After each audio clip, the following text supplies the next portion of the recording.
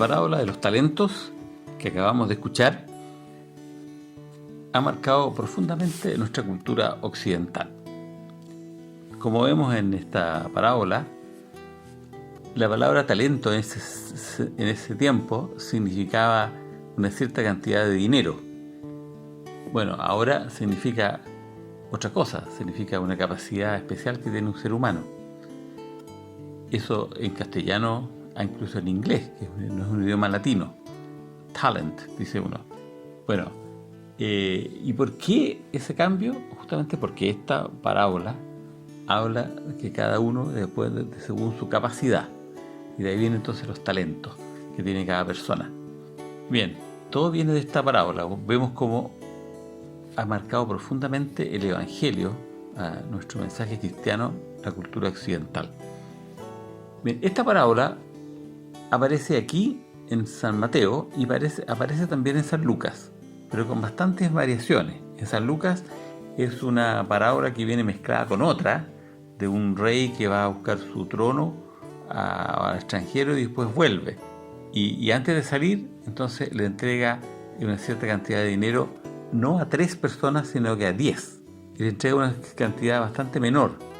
Se usa la unidad, es la mina, y se le da 10 minas a cada uno. Bueno, y aquí son talentos. ¿Cuánto vale un talento? ¿Cuánto vale una mina? Bien,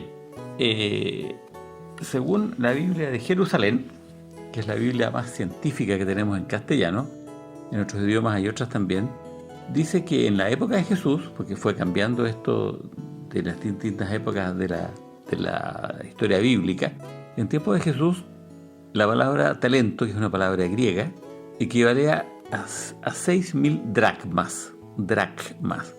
La unidad llamada mina equivalía a 100 dracmas. Y el dracma era equivalente al denario latino. Los romanos usaban la palabra denario, de ahí viene la palabra dinero, y dracma era una palabra griega. Era una medida también de peso, son 4,5 gramos de plata, en realidad, el dracma o el denario. Vemos por otra palabra, la parábola de los viñadores llamados a distintas horas a trabajar y a todos se les paga un denario, que un denario era lo que ganaba un jornalero en un día. Calculando el sueldo mínimo en Chile, uno ve que entonces un denario era por lo menos equivalente a Chile actual 15.000 pesos. Y por lo tanto, 100 veces eso, que es una mina, es 1.500.000 pesos. Es bastante dinero. Y un talento son 6.000 veces eso, es decir, 90 millones de pesos. Es mucha plata. Bien, en la parábola de San Lucas, a cada uno se le dan 10 minas, es decir, 15 millones de pesos. En la parábola de los talentos, según que es la versión de Mateo, son solamente 3 los servidores, los sirvientes de este hombre rico que se ausenta, y a uno se le dan 5, a otro 2 y a otro 1, a cada cual según su capacidad. Los 5 talentos son 5 veces 90, es decir, 450 millones de pesos. Es mucha plata. Al otro 90, o sea, 2 veces 90, 180, y al que tenía menos capacidad, 90 millones. Bien, eso es para entender de qué orden de magnitud son estos dineros de los cuales habla la parábola. Quizás no es tan importante espiritualmente, pero sí nos ayuda para darnos cuenta de qué cifras estamos hablando.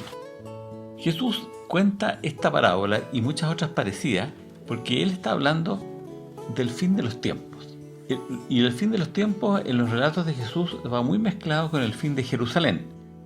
Este capítulo 25 está en una unidad que se llama, en términos técnicos, el discurso escatológico, es decir, el discurso sobre los últimos tiempos, que abarca los capítulos 24 y 25 de San Mateo.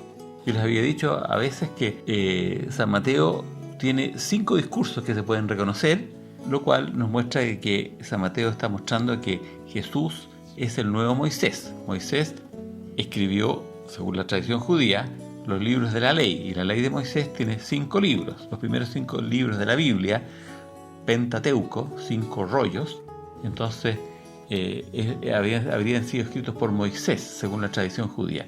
Bueno, aquí Jesús da 5 discursos. Este es el último. y es sobre el final de los tiempos y es justamente poco antes de que Jesús muriera, y antes del relato de la pasión.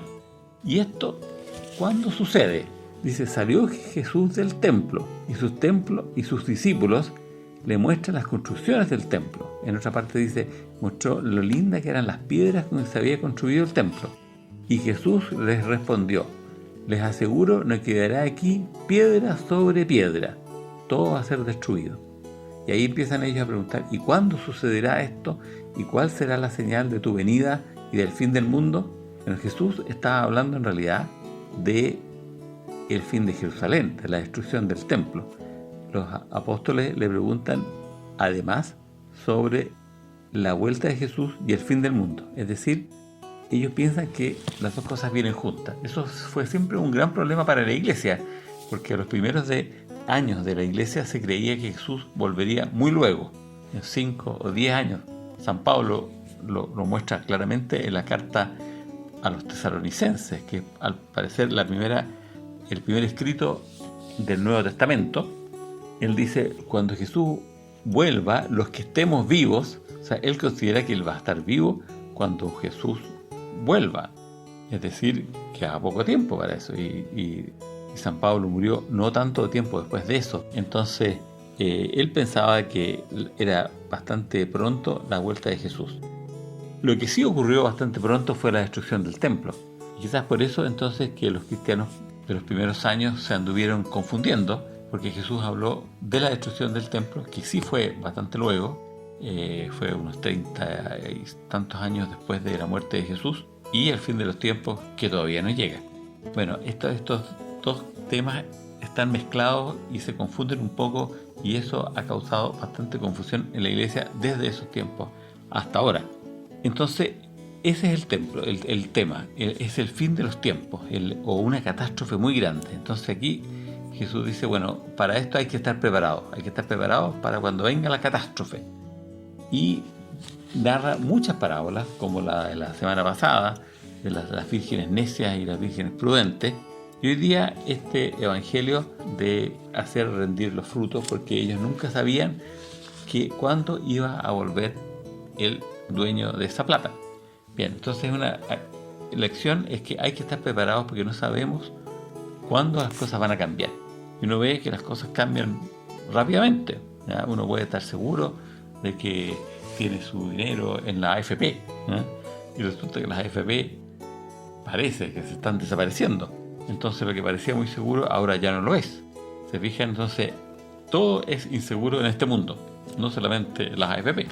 Bien, es un problema de que no hay ninguna inversión que sea realmente segura. Hay que estar siempre preparados para cualquier cosa. Pero también tenemos que estar preparados para la venida de Jesús. Bien, este evangelio, esta parábola que Jesús la contó, después la puso por escrito Mateo. Y obviamente él la retocó un poco. Si uno compara la versión de Mateo con la versión de Lucas, se nota que hay cosas que están en común y otras que no. Bueno, las cosas que están en común seguramente son más cercanas a lo que Jesús dijo, y el resto son agregados que le puso Mateo, obviamente inspirado por el Espíritu Santo, no que estaba inventando tonteras, sino que con el Espíritu Santo puso estas variaciones a esta parábola, y Lucas, inspirado también por el Espíritu Santo, hizo otras variaciones. Bien, entonces ellos, los evangelistas, están marcados por este tema de que Jesús va a volver, pero no todavía, y no sabemos cuándo. Entonces ahí cambia un poco el énfasis de esta parábola. Entonces lo importante entonces es que Jesús va a volver y tenemos que estar preparados. Bueno, ¿cómo nos preparamos? Haciendo rendir nuestros talentos. Y eso es lo que el Señor nos dice. Que si uno tiene capacidad para algo, uno no puede flojear. Y tampoco, y es importante eso, uno no puede ser tan temeroso. El problema de este hombre, el que recibió un talento, él fue bastante precavido.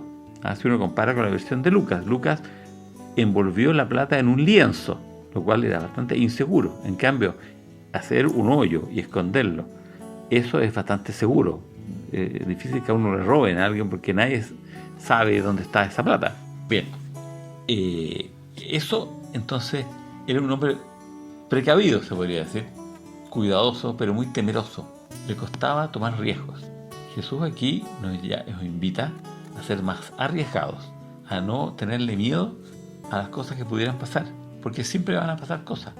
Entonces no hay que quedarse encerrados cuidando las cosas que nos dieron, sino que salir a emprender, a tomar riesgos. Y eso no solamente en el ámbito empresarial, sino que en el ámbito de la fe. Uno podría decir, pucha, ahora la gente está tan contra la iglesia, nos han quemado iglesias, mejor me quedo encerrado en mi convento rezando y Dios sabrá qué pasa.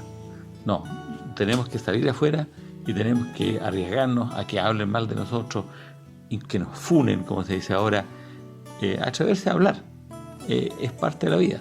No podemos quedarnos encerrados en un lugar seguro pensando que nada nos va a pasar, porque igual algo nos puede pasar, incluso si estamos encerrados.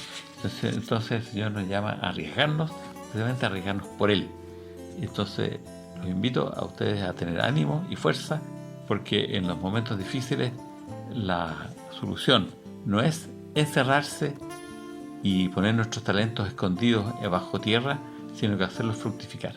Y nuestra misión es cambiar este mundo que está mal. En realidad hay muchos problemas en este mundo y especialmente los que tienen el don del liderazgo político tienen que luchar por los principios de la buena fe, de la justicia, y así el mundo va a salir adelante. Dios nos envía el Espíritu Santo para que los que tengan la vocación de liderazgo dentro de la iglesia, en la política, la puedan ejercer.